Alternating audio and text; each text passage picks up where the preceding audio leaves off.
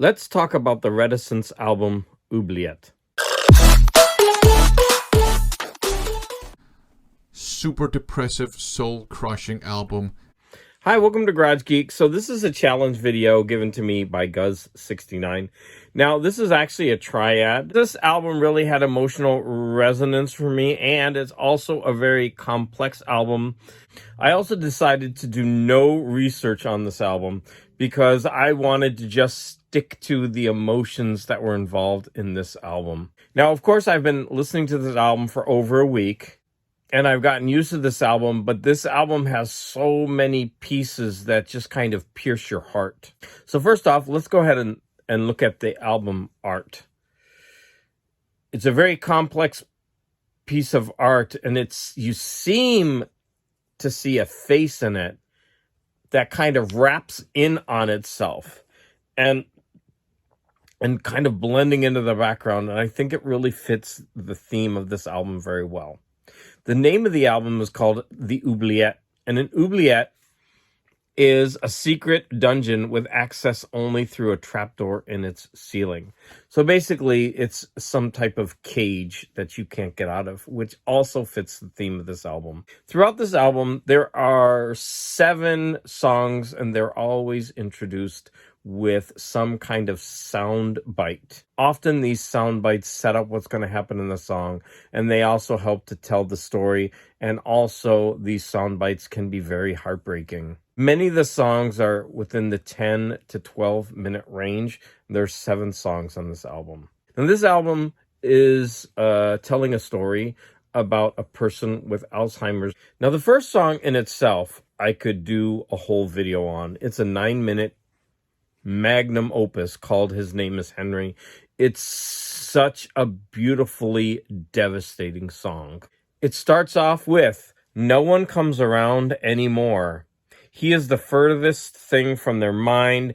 Henry thinks he's going home, but he was abandoned here, and here he'll stay." Now, for some reason, that first line is sung so beautifully that I found myself singing it throughout the week.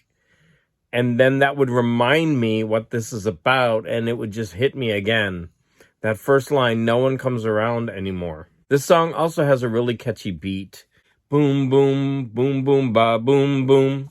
And it's repetitive, and the lyrics are very poignant. Now, there's also something in this song that quite honestly amazed me. I'm very interested in this growling voice, and this is the first time that I heard a singer transform the voice while singing. Sonically, it was like watching Lon Chaney Jr. change into the Wolfman.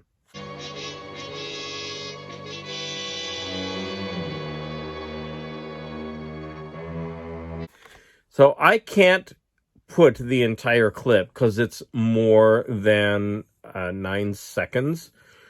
And you're going to miss out the part where he's singing the way he's been singing the rest of the song. But slowly throughout the one line, he transforms his voice until it's the growl at the end and it's sustained.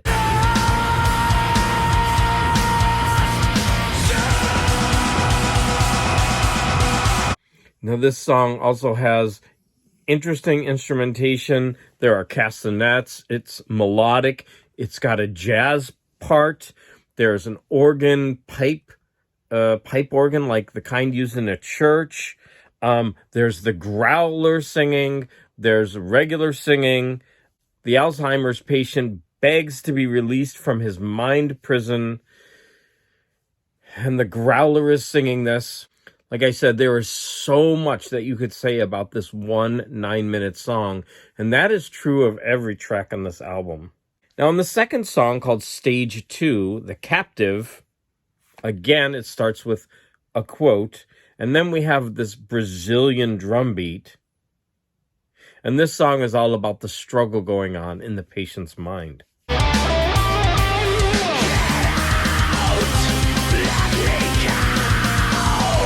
Stage 3, the third song, is called The Palliative Breath. Now, this one starts with a quote that just really sticks with you. because a relative comes in and talks to a patient. At the beginning, he's very cheerful. Hey, how are you? And then, the relative says, hey, I'm great. Do you remember who I am? I'm your daughter. And then he totally changes. And he's like, my daughter? And you could just hear the life drain from that person. And you could just, in that one little quote, you just hear the cruelty on all parts that this disease brings to the relatives, to the patients. Now, I would like to read some of the lyrics. The lyrics throughout this album are great. I'm going to go ahead and read you some of the lyrics from this song. Turn the knob and what do I find? Only a stark emptiness. Nothing here now. No future mine, but no past behind. I'm just another empty shell. Death of the mind. No one besides, perhaps this is my own hell. Do not ask me to remember. Don't try to make me understand. Let me rest and know you're with me. Kiss my cheek and hold my hand. I'm so confused and I'm so lost. So the best of me is done. I know there's even worse to come, leaving me my faculties. A young man passed by here today. He said, good to see you. He seemed so kind the more we spoke. He told me of his father, old. Poor boy was confused, called me dad, left in falling tears. I don't understand why he's so sad. It makes me want to run away. Now, I will say, you were going to hear a quote, and this part of the song is perfect for teaching iambic pentameter, because he would sing every other beat like this, and it's really well done, but so as someone who has to teach poetry in middle and high school, this just struck a funny chord in me.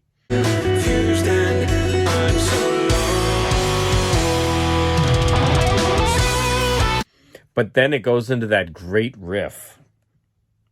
And they ask the question, there's a quote in the middle of this song, who are we without our memories? And then the final third of this song seems like a totally different song. Stage 4, The Dream. Now again, this is a song that goes through many different parts. Now, one part of this song really sounded like King Crimson to me.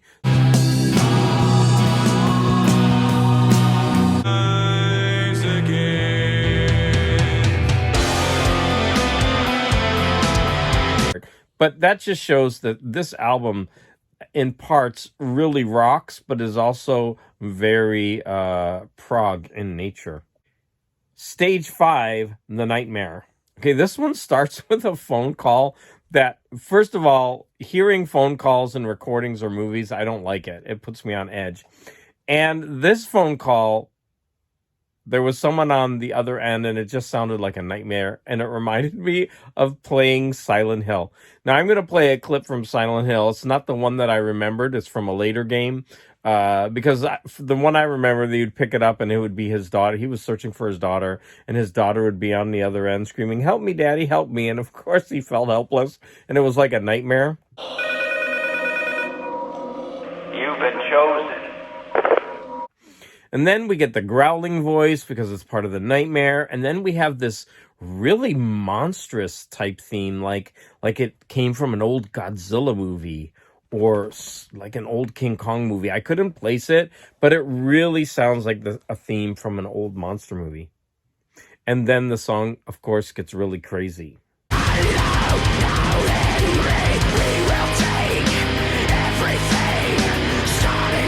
Okay, the last two songs really start to get emotional. Stage 6 is called the Oubliette, and this is where, we get that caged idea where this person is really trapped inside of his mind and he can't get out. And then it starts with another quote, and this quote, you feel the toll that that dealing with someone with Alzheimer's takes on the family, because this is a young woman crying, and she really wants to say, basically, I wish he would die already, but she can't say it.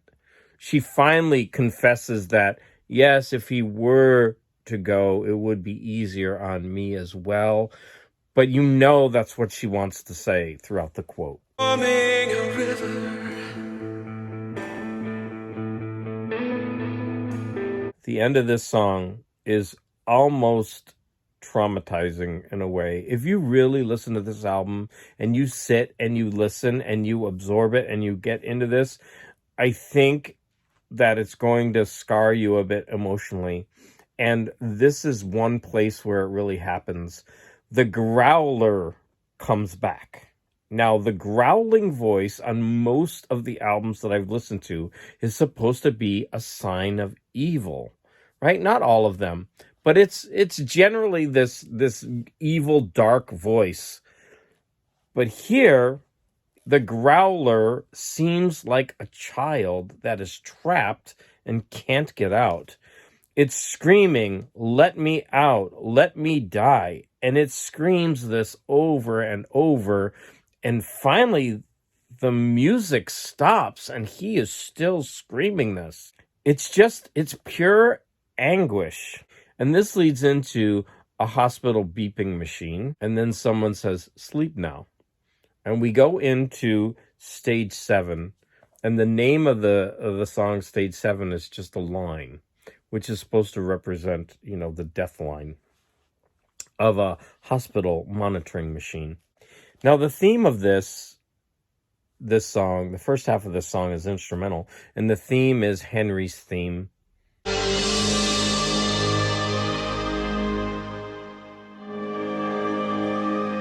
And the theme goes into one note. Now, this note sounds like a human voice, but I couldn't exactly be sure. But it's just a note that's held in a line formation, which, the note is supposed to resemble the flat line of the hospital machine, which then turns to rain, which then turns into these horrible, horrible statistics about what Alzheimer's is going to be like for the population of the Earth, because we're able to extend life longer and longer, but these diseases aren't going away. And so more and more of the population will be affected by these diseases. And that's the end.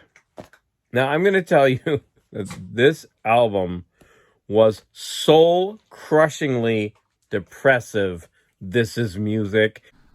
Super depressive, soul-crushing album. If you want to hear soul-crushingly depressive, listen to this album carefully. Whew. I'm telling you, this album is a tough listen. This album is absolutely brilliant. Guz69 already gave me the Arion one about the guy in the coma, and this is very similar, although that one had a lot of different voices playing parts, whereas this one didn't. To be honest, I think this one is more emotionally affecting than that one. And I really think one of the reasons why is the affecting way that growling voice is used to seem like a child that is trapped and can't escape. I just think this is a 5-star album from beginning to end. This is something that not everyone should listen to. If you are not in a good place in your life, you should not listen to this album because it is supremely depressing. So Guz69, I don't know why you wanted to torture me this way, but I'm glad you did, because this album is a stunning piece of work. And I would absolutely want to own this. This is a masterpiece in my opinion. So I'm very, very interested to hear what Tcat has to say about this album. After all the videos are posted, I will post links in the description. Okay, welcome to part 2. So now I'm going to review an album that Tcat gave to both of us. And this album is by Bohren and the Club of Gore.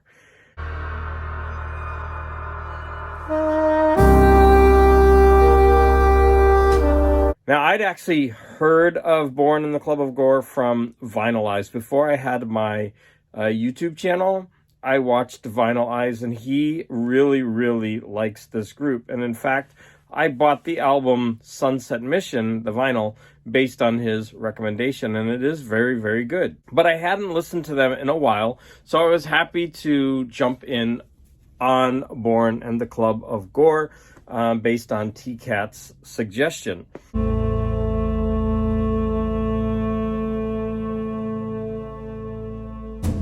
What I would describe them as being dark jazz ambient. Now, these are all instrumental. So first off, the album is called Piano Nights, and it's from 2014, and it is their 8th album. So Bohren and the Club of Gore is a German group that was formed in 1992, and they are self-described as an unholy ambient mixture of slow jazz ballads, Black Sabbath doom, down-tuned autopsy sounds. So, of course, that might describe any album in their repertoire, but I'm specifically speaking about the album Piano Nights from 2014. And like I said before, this is their 8th album. As one online reviewer wrote, in some cases, repetition is a sign of laziness or lack of imagination. In others, it's a show of commitment to an idea so elegant in its original design that changing it would constitute betrayal.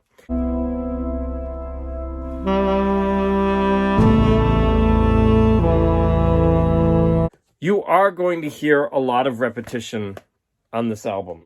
You're going to hear a lot of songs that take their time, longer tracks that take their time, and repeat the same phrases over and over, but change them slightly throughout the song.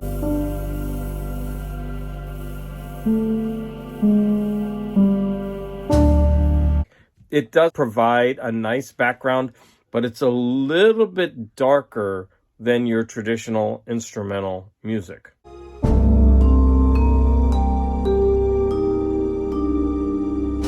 There are so many instrumentals out there, and I'm always glad when someone points me in the right direction. This album of instrumental is deceptively simple. So you're going to hear, like I said, you're going to hear the same few instruments with an ambient background. You're going to hear the same few instruments, but they're going to change it up over the course of the song, but they're going to do it very slowly.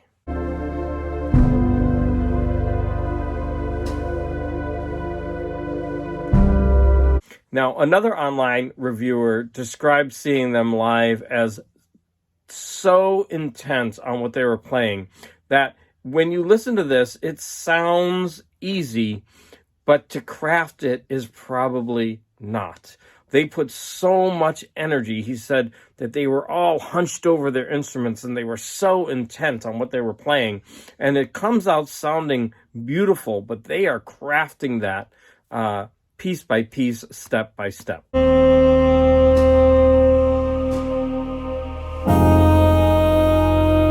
Now, my favorite track is the penultimate. Let's go ahead and listen to that.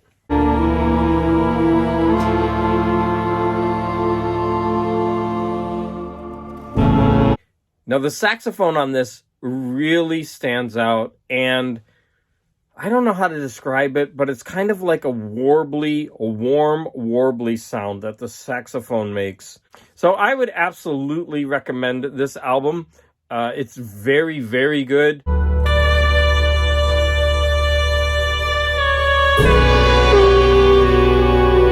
So I want to thank both Tcat and Guz69 for their challenges, and I eagerly wait listening to their challenge responses.